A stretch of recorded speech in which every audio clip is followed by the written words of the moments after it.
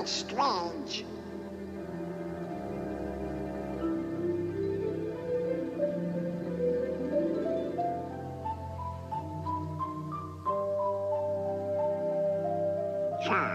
That's an odd-looking creature.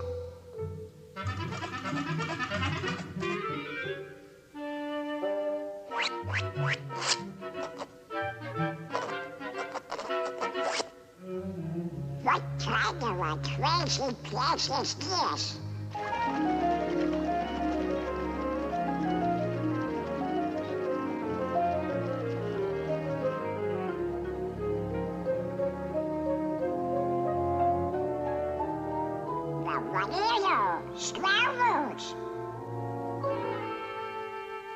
Pi is equal to 3.141592653589747, etc., etc., etc.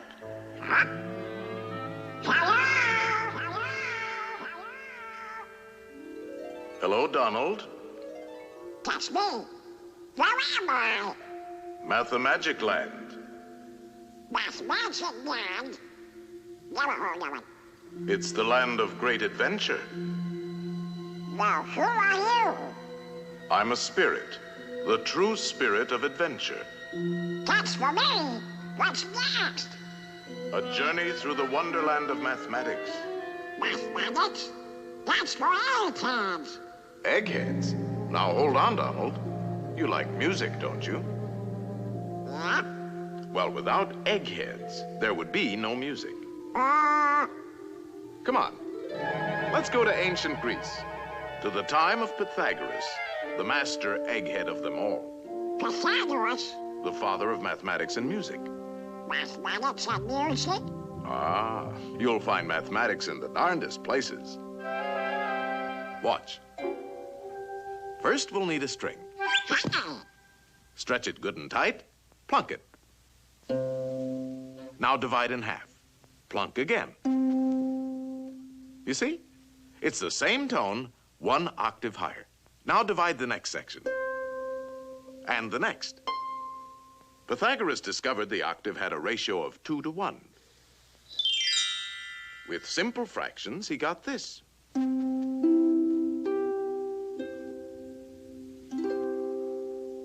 And from this harmony in numbers developed the musical scale of today.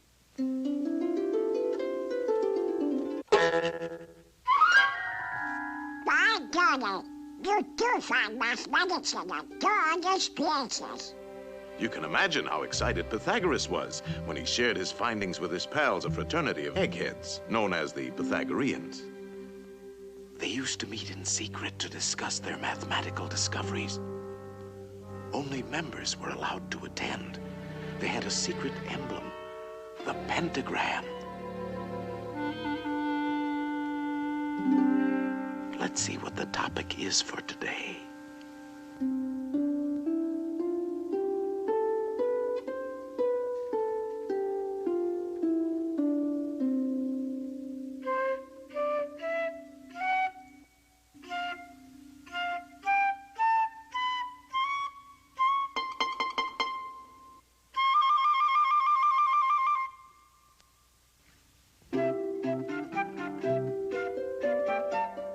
What's going on? It's a jam session. Give me something with a beat. Shh.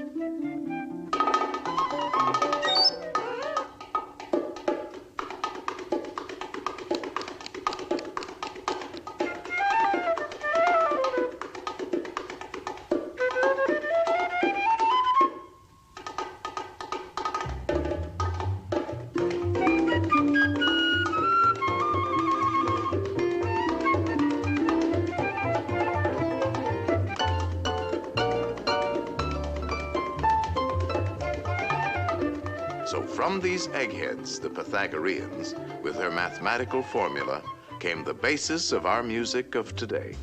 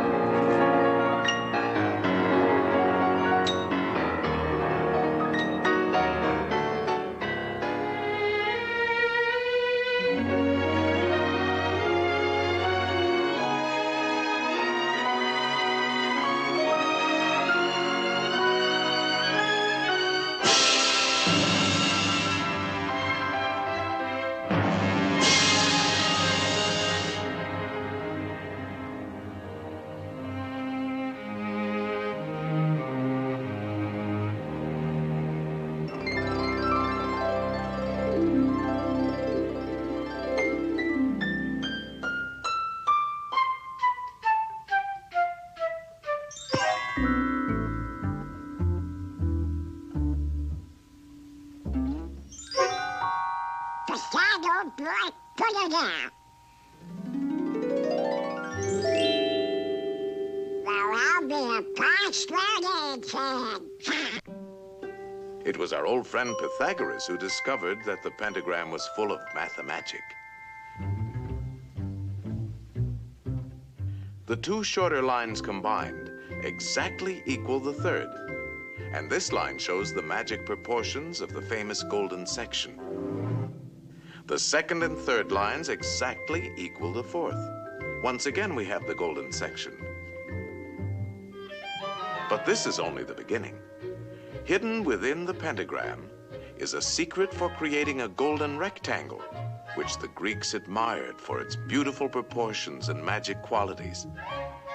The star contains the golden rectangle many times over.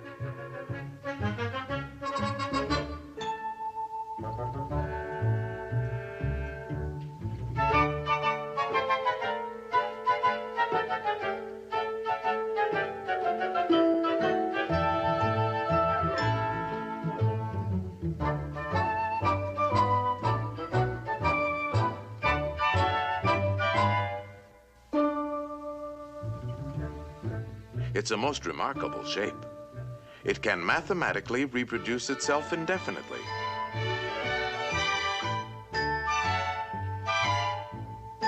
All these rectangles have exactly the same proportions.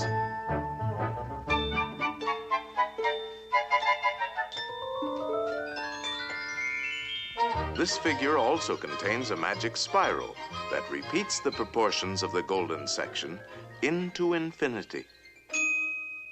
To the Greeks, the golden rectangle represented a mathematical law of beauty. We find it in their classical architecture. The Parthenon, perhaps one of the most famous of early Greek buildings, contains many golden rectangles.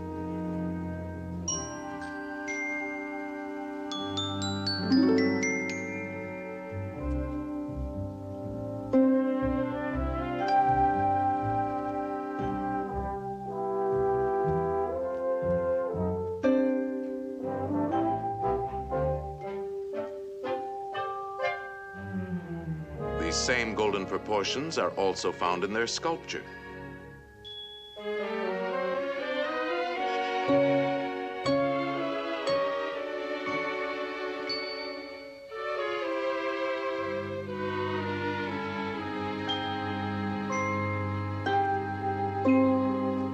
In the centuries that followed, the golden rectangle dominated the idea of beauty in architecture throughout the Western world.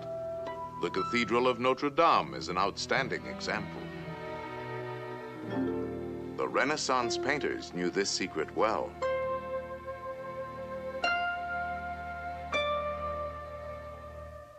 Today, the golden rectangle is very much a part of our modern world.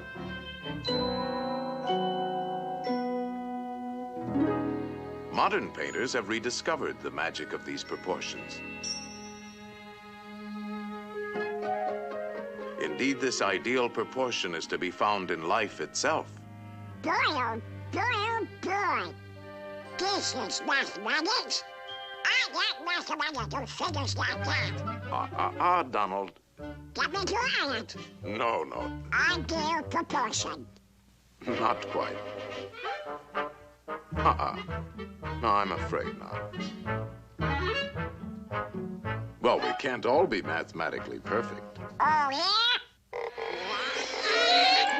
Yeah, I knew I could do it.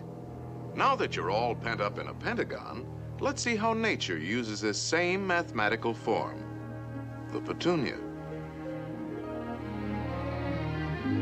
the star jasmine,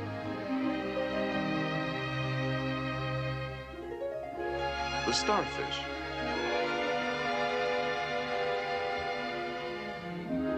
the wax flower,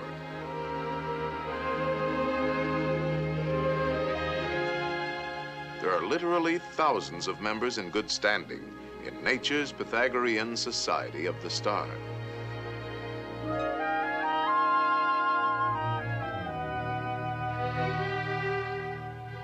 All nature's works have a mathematical logic, and her patterns are limitless.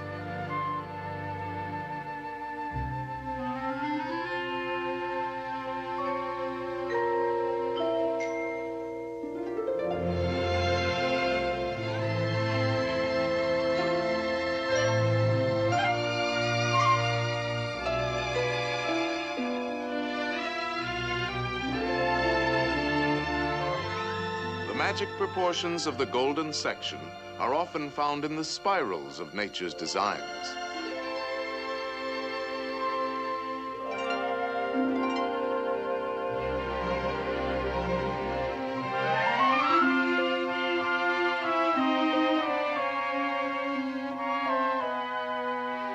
The profusion of mathematical forms brings to mind the words of Pythagoras.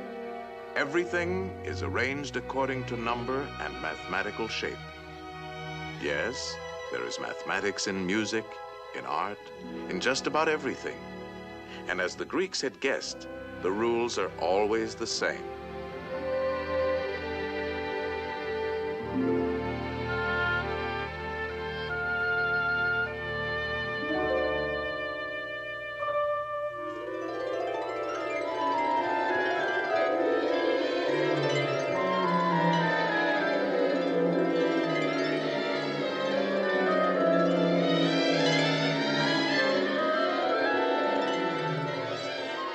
Well, Donald, did you enjoy your geometrical journey? Gee, Mr. Spirit, there's a lot more to mathematics than 2 times 2.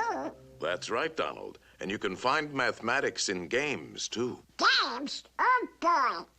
Let's begin with a game that's played on squares. Checkers? No, chess. Chess? A mathematical contest between two minds. It's a game that has been enjoyed for centuries by kings and commoners.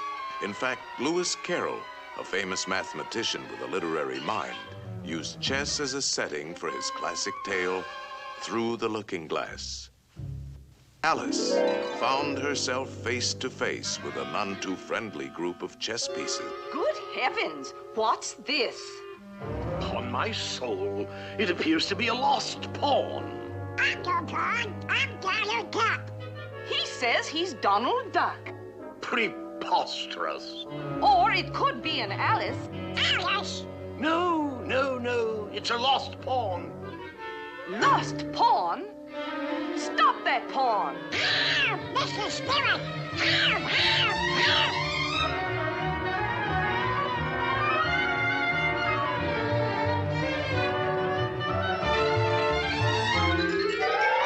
Ow,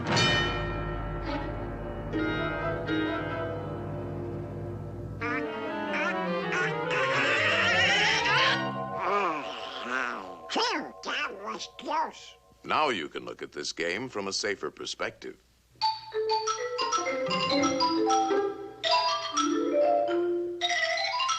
Chess is a game of calculated strategy, and since the board is geometrical, the moves are mathematical.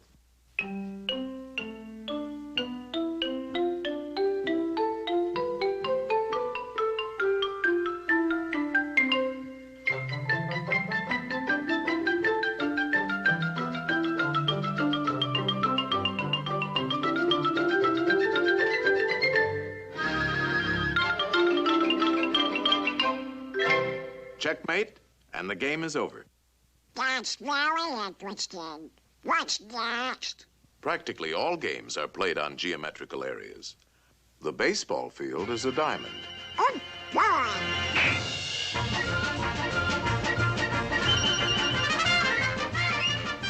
And without mathematics, we couldn't even keep score. Football is played on a rectangle divided by yard lines.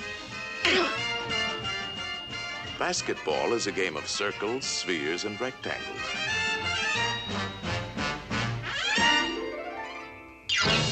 Even hopscotch has its multiple squares.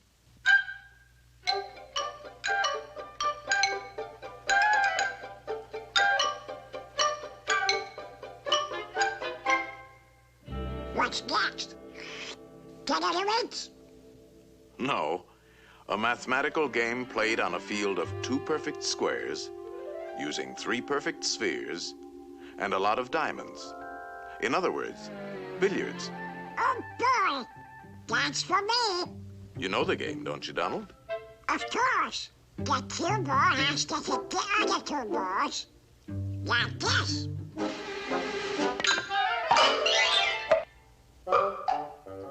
Now let's see how an expert at 3-cushion billiards uses his head.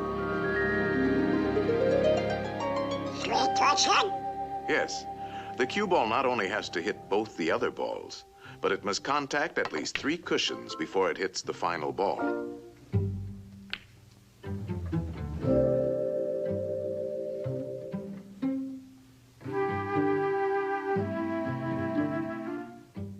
One, 2, 3.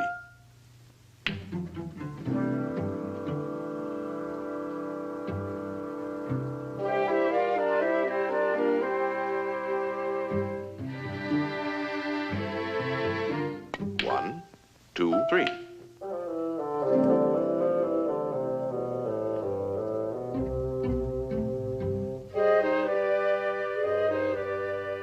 It takes an expert to make several shots in succession. 1, 2, 3, 4, 5, 6. Wow! That was not a good shot. Luck? No, it's skill. For this game, you have to know all the angles.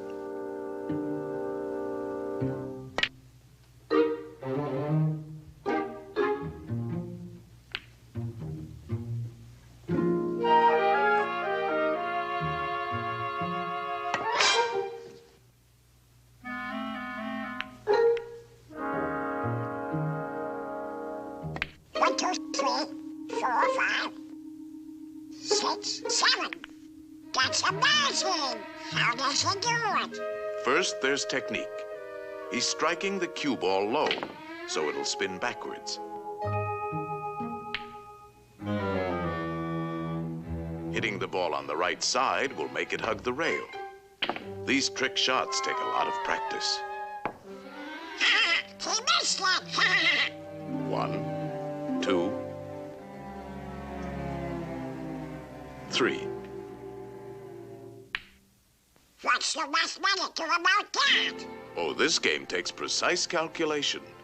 He figures out each shot in his head. He could play it like this, but it calls for quite a bit of luck. There is a better choice. For this, he uses the diamond markings on the rail as a mathematical guide. First, he figures the natural angle for hitting the object balls. And then he finds that his cue ball must bounce off the number 3 diamond. Next, he gets ready for the shot, and he needs a number for his cue position. This calls for a different set of numbers. Very confusing, isn't it? Not when you get the hang of it. You see, the cue position is 4. Now a simple subtraction. 3 from 4 is 1. So if he shoots for the first diamond, he should make it. It's called playing the diamond system.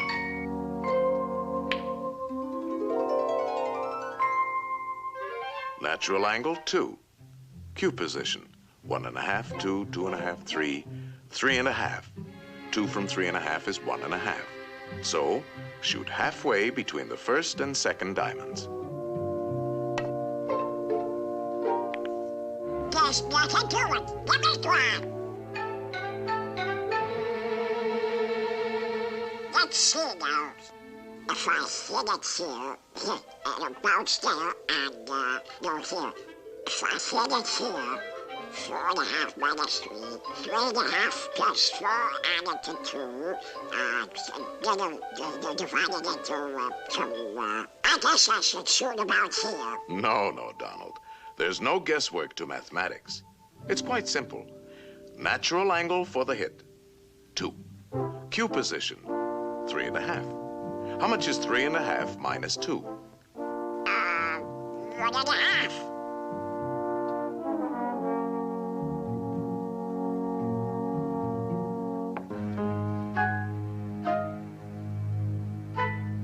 Hey, it works! Oh boy! It's a 6! If I hit it here, 3.5 plus 4, 2, 4.5 minus 3, divided by 9. You're making it tough for yourself, Donald.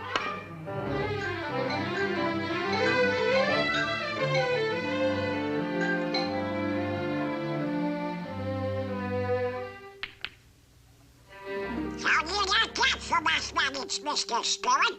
Wonderful, Donald. And now you're ready for the most exciting game of all.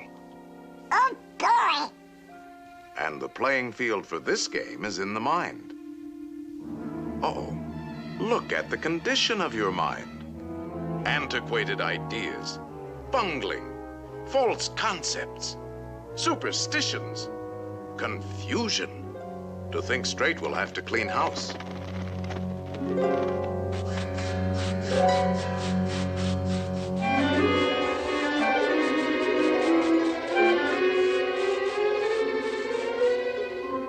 There, that's more like it. A nice clean sweep. This game is played with circles and triangles. Think of a perfect circle. A perfect circle. Perfect circle. Perfect. Put a triangle inside and turn it. Now spin the circle. And what have you got? A ball. Yes, a sphere. The shape of things is first discovered in the mind. Slice off the top, and we have a magnifying glass. That's right. A lens is a section of a sphere. All optical instruments are created through mathematics. You see, there's a lot more to mathematics than just numbers and equations. Let's get back to our circle and triangle. Roll it, and we have a wheel.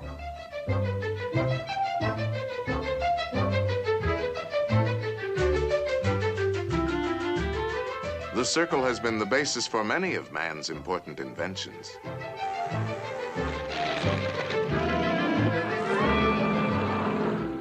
The mind can create the most amazing things. If we spin the triangle, we have a Cone. Slice the cone.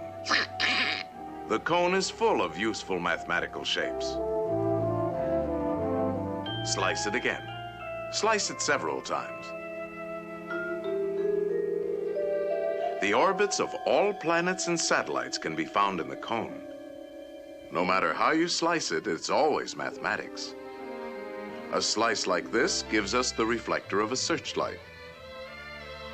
A slice like this, the mirror of a giant telescope. A line on a cone, and we have a drill.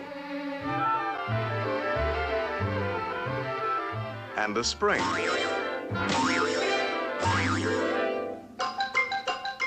Now you're ticking.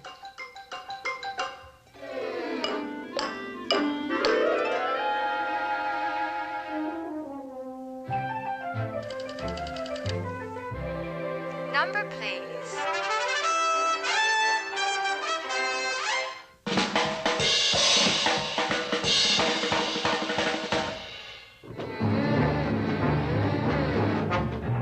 The mind is the birthplace for all of man's scientific achievements.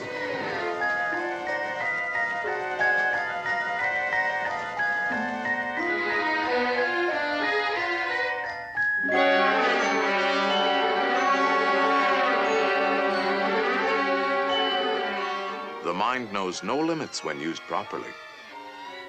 Think of a pentagram, Donald. Now put another inside, a third, and a fourth. No pencil is sharp enough to draw as fine as you can think, and no paper large enough to hold your imagination. In fact, it is only in the mind that we can conceive infinity.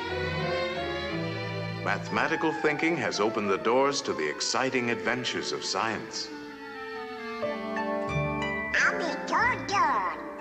I've never seen so many doors before. Each discovery leads to many others, an endless chain. What's the matter with these doors? Hey! These doors won't open. They're locked. Of course they are locked. These are the doors of the future, and the key is... Mathematics. Right. Mathematics. The boundless treasures of science are locked behind those doors. In time, they will be opened by the curious and inquiring minds of future generations. In the words of Galileo, mathematics is the alphabet with which God has written the universe.